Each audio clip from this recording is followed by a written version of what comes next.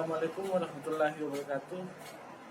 Kenalkan, saya Ahmad Wahid Istira dengan NIM 1931040050 yang akan memaparkan materi tentang tugas perkembangan dari mata kuliah perkembangan peserta didik. Adapun sumber faktor-faktor perkembangan diantaranya, yang pertama, kematangan fisik, misalnya belajar berjalan karena kematangan otot-otot kaki, belajar bertingkah laku, bergaul dengan jenis kelamin yang berbeda pada masa remaja karena kematangan organ-organ seksual. Kedua, tuntutan masyarakat secara kultural, misalnya belajar membaca, belajar menulis, belajar berhitung, dan belajar berorganisasi. Yang ketiga, tuntutan dari dorongan dan cita-cita individu sendiri, misalnya memilih pekerjaan, memilih teman hidup. Dan yang keempat, tuntutan norma-norma agama, misalnya taat beribadah kepada Allah Subhanahu wa taala, berbuat baik kepada sesama manusia. Dan selanjutnya kita melangkah kepada tugas-tugas perkembangan pada masa anak-anak. Hafidhus membagi tugas-tugas perkembangan selama rentang kehidupan manusia sebagai berikut: masa bayi dan masa awal kanak-kanak dengan rentang usia 0 sampai 6 tahun. Pertama, belajar berjalan pada usia 9 sampai 15 bulan. Pada usia ini dan susunan sarafnya telah matang untuk belajar berjalan. Yang kedua, belajar makan makanan padat. Hal ini terjadi pada tahun kedua. Sistem alat-alat pencernaan makanan dan alat berminyak pada mulut telah matang untuk hal tersebut. Yang ketiga, belajar berbicara, mengeluarkan suara yang menanti dan menyampaikan kepada orang lain dengan perantaraan suara itu. Untuk itu diperlukan kematangan otot-otot syaraf dari alat-alat bicara tersebut. Yang keempat, mencapai kestabilan jasmani. Dan yang kelima, membentuk konsep-konsep sederhana kenyataan sosial dan alam. Yang keenam, belajar membedakan benar dan salah dan mulai mengembangkan hati nurani.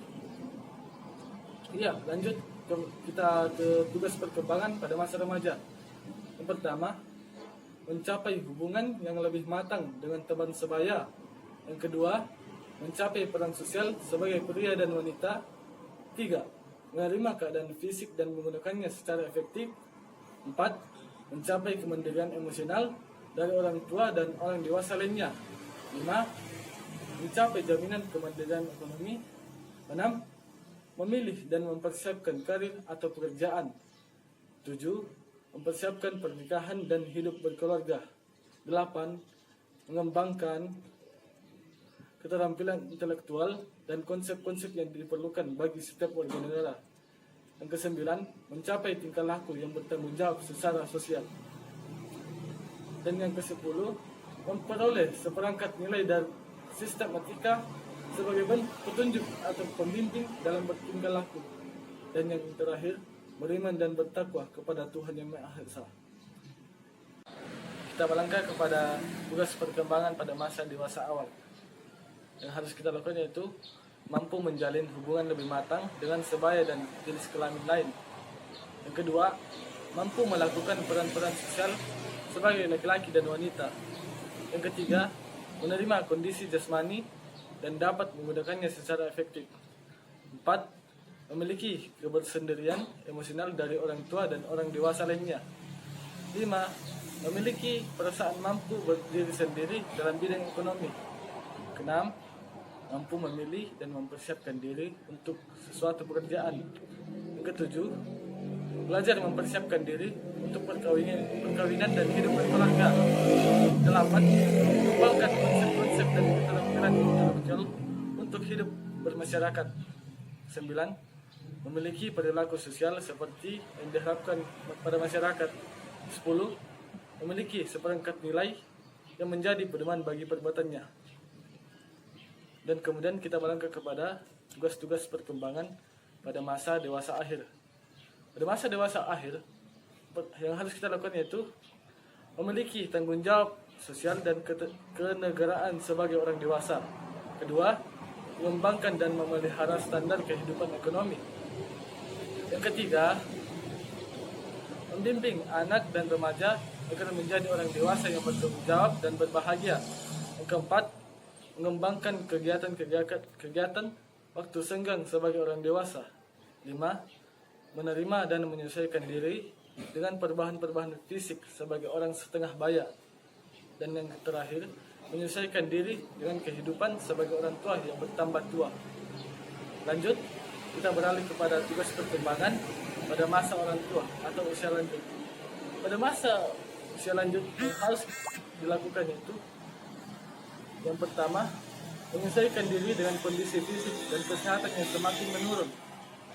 Dan yang kedua, menyesuaikan diri dengan situasi pensiun dan penghasilan yang semakin berkurang. Yang ketiga, menyesuaikan diri dengan kematian dari pasangan hidup. 4. Membina hubungan dengan sesama usia lanjut. Yang kelima, memenuhi kewajiban sosial dan kenegaraan. 6. Memelihara kondisi dan kesehatan. 7. Kesiapan menghadapi kematian. Ya, itulah tadi beberapa dari tugas-tugas perkembangan pada rentan usia. Tadi pembahasan dari saya mengenai materi tugas perkembangan dari perkuliahan online di mata pelajaran perkembangan peserta didik, dan di mana kita kuliah online karena adanya virus corona ini. Jadi saya harap kepada seluruh teman-teman untuk selalu tetap menjaga kebersihan dan selalu cuci tangan serta memakai masker ketika Anda beraktivitas di luar. Jadi stay at home saja. Sekian dan terima kasih. Billahi taufiq wal hidayah. Wassalamualaikum warahmatullahi wabarakatuh.